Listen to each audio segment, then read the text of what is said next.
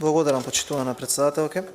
Имено еве дојдовме до амандманот со кој што на Комисијата на финансирање и буџет се изгласа да им се обезбедат уште 4,5 милиарди денари за зголемување на платите на вработените во администрацијата за 15%. Нешто што беше барање и од синдикатот ССМ. Тоа беше нивно барање, луѓето испратија како писмо на сите пратенички групи, без разлика на партиска припадност, сите пратенички групи го добија тоа писмо и ние одлучивме во контакти со тој синдикат тоа барање да го поднесеме како амандман. Во моментите кога расправавме за овој амандман на Комисијата за финансирање и буџет, се случи една ситуација која што нималку не беше политичка коректна. Имено овој амандман беше изгласан. Тоа го прави посебен во однос на другите. Изгласан со 6 гласа за, ниту еден против и ниту еден воздржан. Потоа се бараше гласањето да биде повторено, дека не е во ред тоа што се направило и така натака и така натака. И затоа јас сакав да земам збор на оваа комисија и да апелирам таа политичка коректност која што владееше на Комисијата за финансирање и буџет да се приточи и тука и да не дозволиме овој амандман да биде срушен. Овој амандман да биде изгласан спротивно на волјата на мнозинството во тој момент што беше присутна во Комисијата за финансирање и буџет. Вреди да се напоменат два моменти. Тие 6 гласа за беа од пратеничката група на ВМРО-ДПМН и на коалицијата. Пратеничката група, составена од мнозинството, од СДСМ и ДУИ, одлучи во тој момент да абстинира од гласање. Зошто? Само заради нив познати причини. Не сакаа да гласаат, па да видиме кој е против, кој е воздржан. Со тоа се исполнија условите и овој амандман се изгласа. Од 263 амандмани, 200 амандмани поднесени од ВМРО-ДПМН, од 3 прифатени, од кои што 2 се по 5 милиони денари, и едниот е овој од ССМ, каде што опозицијата успеа да го надгласа мнозинството. Затоа јас сакав да земам збор на оваа комисија, да учествувам во расправата и да ви укажам на сите кои што се членови на законодавно-правната комисија, да не гласате против работниците, да не гласате против синдикатите, да не гласате против оние кои што ова барање го испратиле до сите пратенички групи, туку да го одобриме и да им помогнеме на луѓето кои што живеат све потешко во изминатиот период. Можеме да видиме дека пред 4 или 5 дена излезе ново соопштение на Државниот завод за статистика.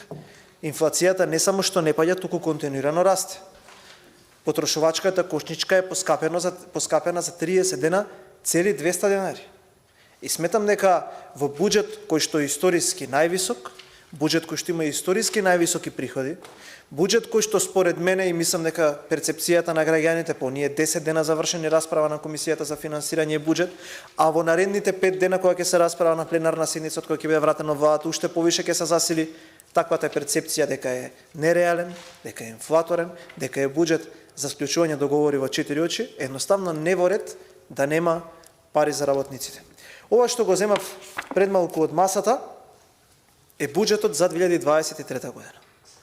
Оригиналната верзија што ми беше дадена на првиот ден од расправата. Еве тоа е оваа книга и вака ја поставувам за да видат граѓаните колку е оваа книга обемна, колку е голема.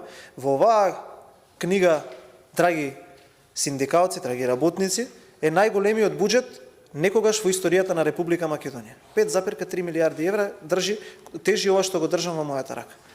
75% поголемо од 2017-та, 50% поголем буџет од 2019 година.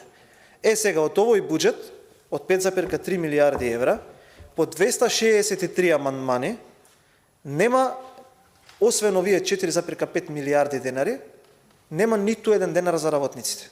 Ниту еден денар нема за работниците. Имаше барање од повеќе синдикати, од кои што двата беа најрепрезентативни, КСС и ССМ. За КСС ни го одбивте барањето, каде што предвидуваше по помош по 3000 денари за сите оние кои што се вработени во реалниот приватниот сектор, кои што земаат плата од 18 до 22.000 денари, тоа го одбивте. Во тој момент вие ќе треба да им објасните на работниците зошто. Овој, повторно кажувам, со гласовите на опозицијата беше изгласан.